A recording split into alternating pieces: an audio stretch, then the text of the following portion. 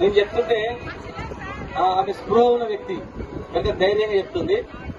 అర్ధరాత్రి వచ్చి కూలగొట్టినమ్మా. అర్ధరాత్రి 12 గంటలకు దొంగల్లాకొచ్చి గవర్నమెంట్ ఇచ్చిన కేసీఆర్ చెప్పిన ఇండ్లు వీళ్ళు కాంగ్రెస్ వచ్చి 12 గంటలకు ఇండ్లు కాంగ్రెస్ వచ్చి మొత్తం కూలగొట్టింది. వాళ్ళు బయట పడ్డారు, టెంట్లు వేసుకొని మాకు ఇండ్లు లేవు ఇడుపులు లేవని పిల్లలతో సహా బయట పడ్డారు. కానీ వాడు ఏమీ కూడా పట్టించుకోలేదు. వికలాంగులు రైతు బంధు 5,000 రూపాయలు కేసీఆర్ పుణ్యాన మేము తిన్నాము. కానీ వాడు వచ్చి ఈ రోజు 3 ఏళ్ళు అవుతుంది, ఒక్క రూపాయి వెళ్ళాడు. వాడు ఉన్నా ఒకటే లేకున్నా ఒకటే.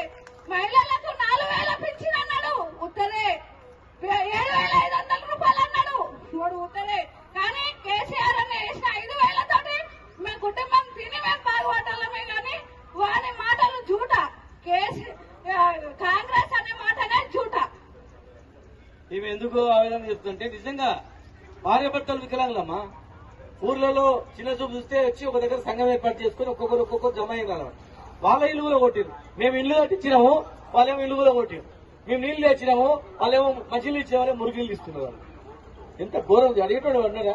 కాంగ్రెస్ వాళ్ళకు బీజేపీ ఓటు ఏమని చెప్తారు, బీజేపీ వాళ్ళకు కాంగ్రెస్ ఓటు ఏమని చెప్తారు. జెండా మోయించిన కార్యకర్తలకు ఏముండదు, సున్నా. అమ్ముకోవడం అంతే, టికెట్లు అమ్ముకోవడం అంతే. పెద్దగా మాట్లాడతారు వాళ్ళు. అందుకే మంచి వాళ్ళు వచ్చినా దయచేసి గెలిపియండి అమ్మా.